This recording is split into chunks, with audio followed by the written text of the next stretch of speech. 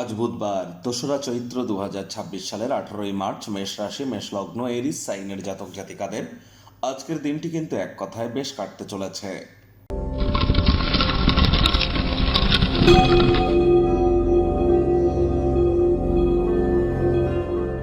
ভিডিওটির শুরুতেই স্ক্রিনে আপনারা দেখতে পাচ্ছেন বুধ গ্রহের বীজ মন্ত্র ওম ব্রাং ব্রিং ব্রং স বুধায় নমঃ।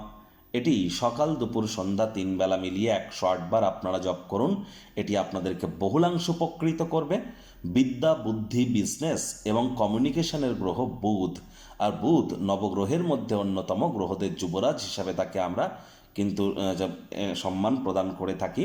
আর বুধের মজবুতি বৃদ্ধি পাওয়া মানেই আমাদের বুদ্ধি, আমাদের কনফিডেন্স, আমাদের কথা বলার ক্ষমতা এ সবই কিন্তু বৃদ্ধি পেতে থাকে।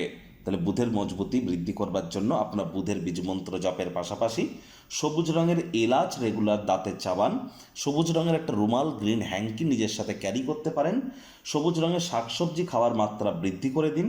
আর যদি পারেন তাহলে একটি গণেশ মূর্তি আপনার বাড়ির উত্তর পূর্ব কোণ, ঈশান কোণে রাখুন এবং গণেশজির যে সুঁড়টি সেটি যেন লেফট সাইডে থাকে, গণেশজির বাম দিকে যেন থাকে। বাড়ি থেকে বার হওয়ার আগে গণেশজিকে প্রণাম করে ৫ বার বলুন ওম গাং গণেশায় নমঃ, অথবা প্রথম পূজ্য গণেশায় নমঃ ৫ বার বলে গণেশজির কাছ থেকে আশীর্বাদ গ্রহণ করে তবেই আপনারা বাড়ির বাইরে পদার্পণ করুন। দেখবেন দিনটি আপনাদের অত্যন্ত শুভ পরিগণিত হবে, এ বিষয়ে কোনো সন্দেহের অবকাশ কিন্তু নেই। ভাগ্য মিটারাজ আপনাদের বলছে 8/10, ভাগ্য আপনাদের অনুকূলেই থাকবে। প্রেম, দাম্পত্য এই দুই ব্যাপারেই আপনাদেরকে একটু সাবধানতা অবলম্বন করেই চলতে হবে। কায়িক পরিশ্রম হলেও শরীর মনের সতেজতা এবং তরতাজাই আপনারা অনুভব করবেন।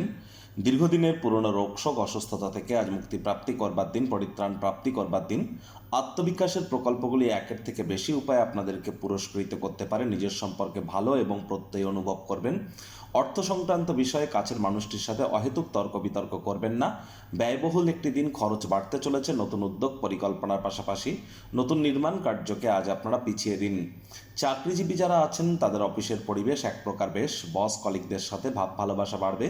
কর্মে গতি অনুভব করবেন। নিজের মেধা, দক্ষতা, ট্যালেন্টের দৌলতে প্রশংসার পাত্রপাত্রীও আপনারা কিন্তু হতেই পারেন।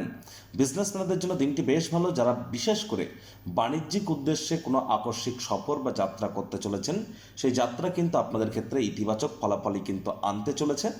অপরিচিত ব্যক্তিবর্গদের সাথে কথাবার্তা বলুন, এতে কোনো আপত্তি নেই। তবে কথাবার্তা বলবার সময় তাদের বিশ্বাসযোগ্যতা যাচাই না করে নিজের জীবনের ব্যাপারে সব কথাবার্তা বলে সময় যেন নষ্ট করবেন না।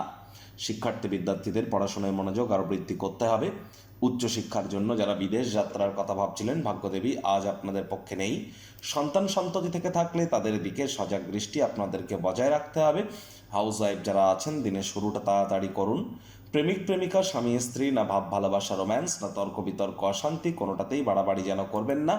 অন্যান্য দিনের ন্যায় আজকের দিনটিকে সাধারণ হিসাবে ট্রিট করবার আপ্রাণ প্রচেষ্টা আপনাদেরকে করতে হবে।